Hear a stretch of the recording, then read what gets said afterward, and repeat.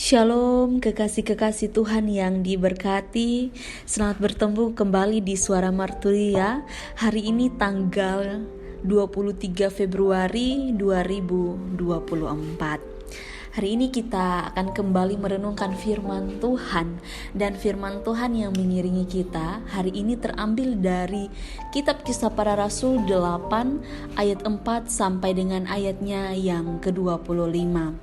Di bawah tema pelayanan Diaken Filipus. Sebelum kita membaca dan merenungkan firman Tuhan, mari kita satu di dalam doa. Kita berdoa.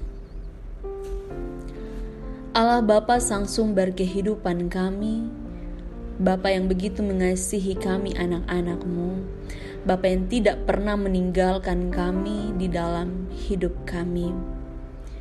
Pada saat ini kami kembali ada di hadirat-Mu yang kudus.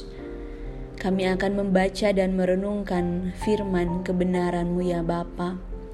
Mari memberkati masing-masing kami, berikan kami kekuatan, berikan kami hikmat, sehingga kami mampu mengerti apa yang harus kami lakukan di dalam kehidupan kami ya Bapa. Berfirmanlah kepada kami, karena kami sudah siap untuk mendengarkannya. Amin. Kekasih-kekasih Tuhan, Kitab Kisah Para Rasul 8 ayat 4 sampai dengan ayatnya yang ke-25. Di bawah perikop Filipus di Samaria. Mereka yang tersebar itu menjelajah ke seluruh negeri itu sambil memberitakan Injil. Dan Filipus pergi ke suatu kota di Samaria dan memberitakan Mesias kepada orang-orang di situ. Ketika orang banyak itu mendengar pemberitaan Filipus dan melihat tanda-tanda yang diadakannya, mereka semua dengan bulat hati menerima apa yang diberitakannya itu. Sebab dari banyak orang yang kerasukan roh jahat, keluarlah roh-roh itu sambil berseru dengan suara keras, dan banyak orang lumpuh dan orang timpang yang disembuhkan. Maka sangatlah besar sukacita dalam kota itu. Seorang yang bernama Simon sejak dahulu melakukan sihir di kota itu dan mentakjubkan rakyat Samaria, serta berlagak seolah-olah ia seorang yang sangat penting. Semua orang, besar kecil, mengikuti dia dan berkata, "Orang ini adalah kuasa Allah yang terkenal sebagai kuasa besar." Dan mereka mengikutinya karena sudah lama ia mentakjubkan mereka oleh perbuatan sihirnya. Tetapi sekarang mereka percaya kepada Filipus yang memberitakan Injil tentang kerajaan Allah dan tentang nama Yesus Kristus. Dan mereka memberi diri mereka dibaptis, baik laki-laki maupun perempuan. Simon sendiri juga menjadi percaya, dan sesudah dibaptis ia senantiasa bersama-sama dengan Filipus. Dan takjub ketika ia melihat tanda-tanda dan mujizat-mujizat besar yang terjadi. Ketika rasul-rasul di Yerusalem mendengar bahwa tanah Samaria telah menerima firman Allah, mereka mengutus Petrus dan Yohanes ke situ. Setibanya ke situ, dua rasul itu berdoa supaya orang-orang Samaria itu beroleh Roh Kudus, sebab Roh Kudus belum turun di atas seorang pun di antara mereka, karena mereka hanya dibaptis dalam nama Tuhan Yesus. Kemudian keduanya menumpangkan tangan di atas mereka, lalu mereka menerima Roh Kudus. Ketika Simon melihat bahwa pemberian Roh Kudus terjadi oleh karena rasul-rasul itu menumpangkan tangannya, ia menawarkan uang kepada mereka serta berkata, "Berikanlah juga kepadaku kuasa itu, supaya jika aku menumpangkan tanganku di atas seseorang, ia boleh menerima Roh Kudus." Tetapi Petrus berkata kepadanya, "Binasalah kiranya uangmu itu bersama dengan engkau, karena engkau menyangka bahwa engkau dapat membeli karunia Allah dengan uang. Tidak ada bagian atau hakmu dalam perkara ini, sebab hatimu tidak lurus di hadapan Allah." Jadi bertobatlah dari kejahatanmu ini dan berdoalah kepada Tuhan, supaya Ia mengampuni niat hatimu ini. Sebab kulihat bahwa hatimu telah seperti empedu yang pahit dan terjerat dalam kejahatan. Jawab Simon, hendaklah kamu berdoa untuk aku kepada Tuhan, supaya kepadaku jangan kiranya terjadi segala apa yang telah kamu katakan itu. Setelah keduanya bersaksi dan memberitakan firman Tuhan, kembalilah mereka ke Yerusalem, dan dalam perjalanannya itu mereka memberitakan Injil dalam banyak kampung di Samaria. Demikianlah firman Tuhan. Berbahagialah setiap kita yang tidak hanya mendengar, tetapi juga mau melakukan di dalam kehidupan kita setiap hari. Shalom Bapak Mama, saudara-saudariku yang saat ini mendengarkan renungan Marturia. Apakah kita ada di dalam keadaan yang sehat? Jikalau ada kita ada di dalam keadaan yang sehat, keadaan yang sakit, mari terus ada di dalam pengharapan kepada Tuhan. Karena ketika kita berpengharapan kepada Tuhan, di sana ada kekuatan. Dan hari ini firman Tuhan juga datang sebagai kekuatan bagi setiap kita yang mendengarkannya. Tema yang membimbing kita pada saat ini ialah pelayanan diaken Filipus. Hari ini kita akan berefleksi, kita akan merenungkan tentang bagaimana pelayanan itu harus dilakukan. Kita akan belajar dari seorang tokoh, yaitu Filipus. Filipus ini ada dalam deretan nama 7 diaken yang dipilih khusus oleh para rasul untuk melaksanakan pelayanan kasih kepada janda dan pelayanan perjamuan. Artinya Filipus ini adalah bagian dari orang-orang yang kemudian dipilih oleh Allah untuk ada di dalam pelayanan.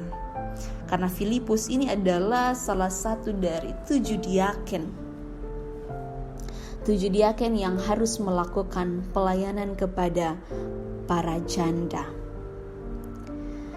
Sementara itu, murid-murid Yesus berfokus kepada pemberitaan firman Tuhan atau penginjilan.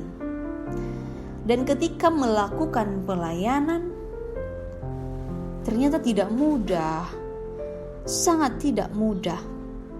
Ketika seseorang dipercayakan untuk ada di dalam dunia pelayanan, jangan kita berpikir bahwa pelayanan itu adalah hal-hal yang kemudian akan kita temui sukacita saja.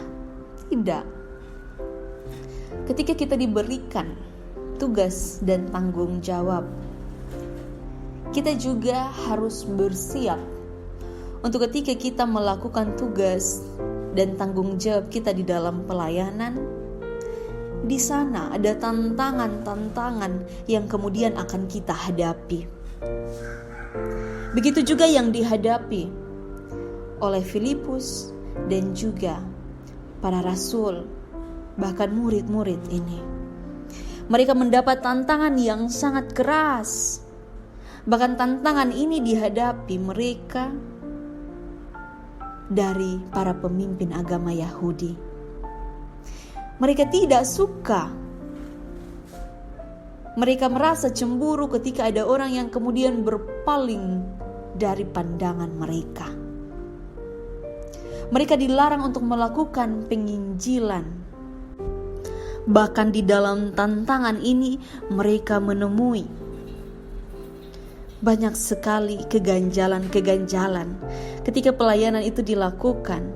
Dan sebelumnya sudah ada penganiayaan, pembunuhan. Yang kita tahu bahwa Stefanus ketika dia memberitakan Injil, dia ada di dalam tantangan ini. Bagaimana dengan kita sebagai orang-orang yang dipanggil oleh Allah untuk ada di dalam pelayanan? Apakah kita siap dengan tantangan-tantangan di dalam pelayanan? Dan definisi pelayanan ini sebenarnya sangat luas. Pelayanan itu bisa dilakukan di mana saja kita berada. Di dalam berbagai situasi, di sana ada tantangan. Ketika kita melakukan kebenaran, di sana ada tantangan.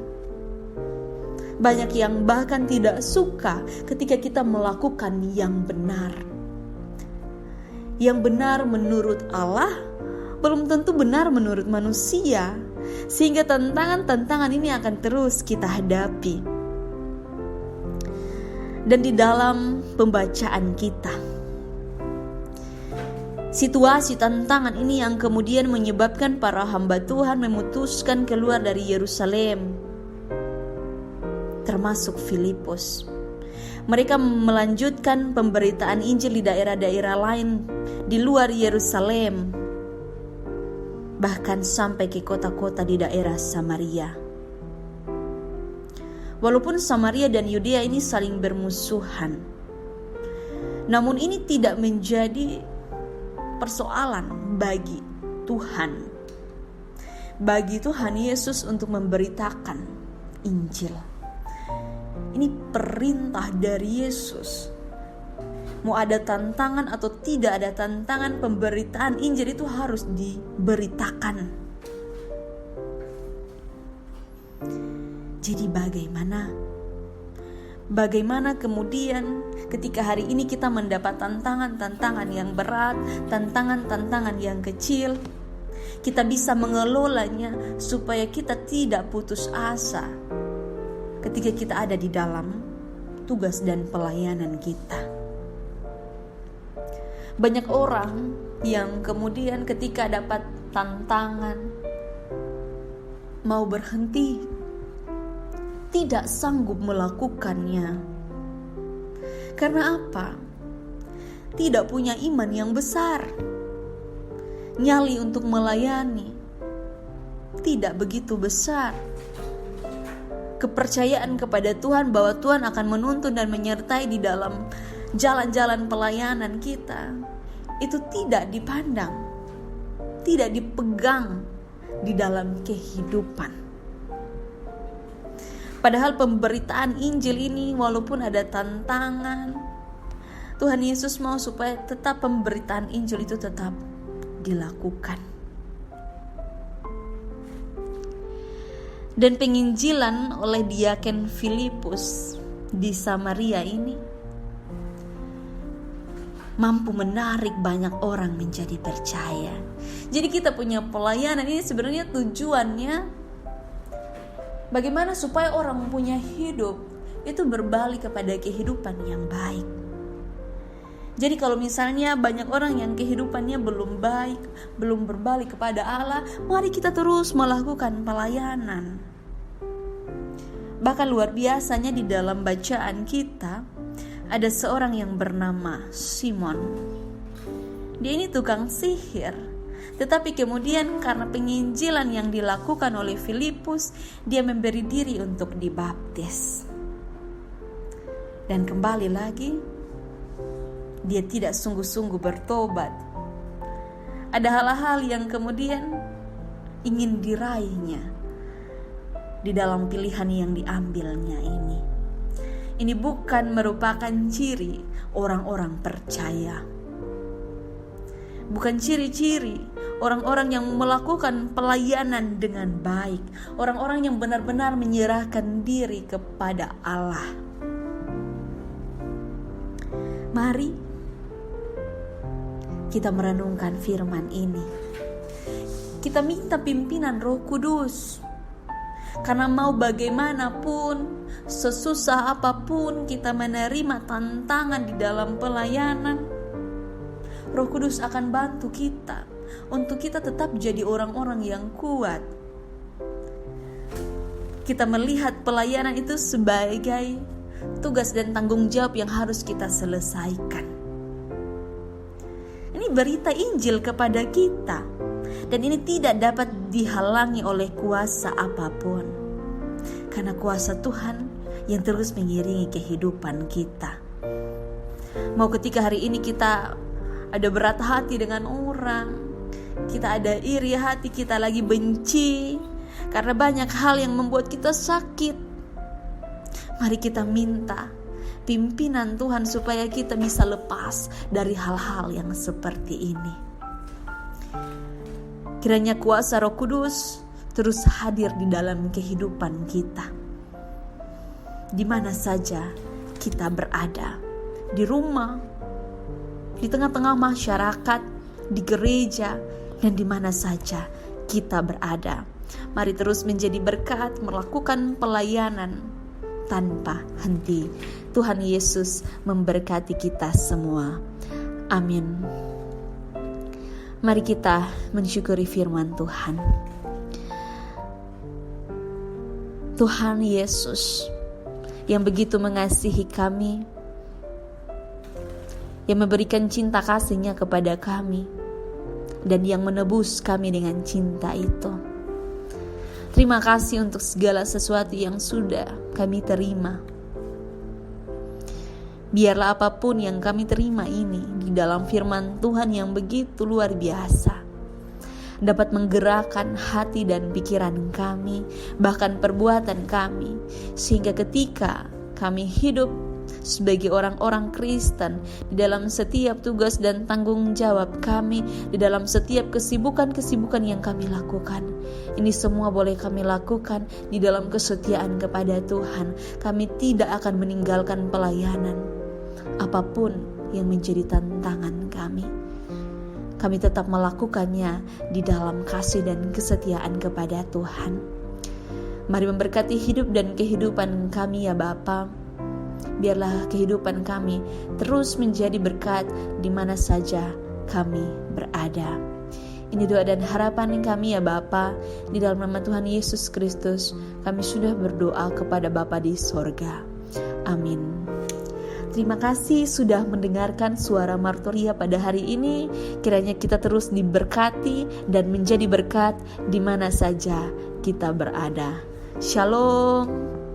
Tuhan Yesus memberkati.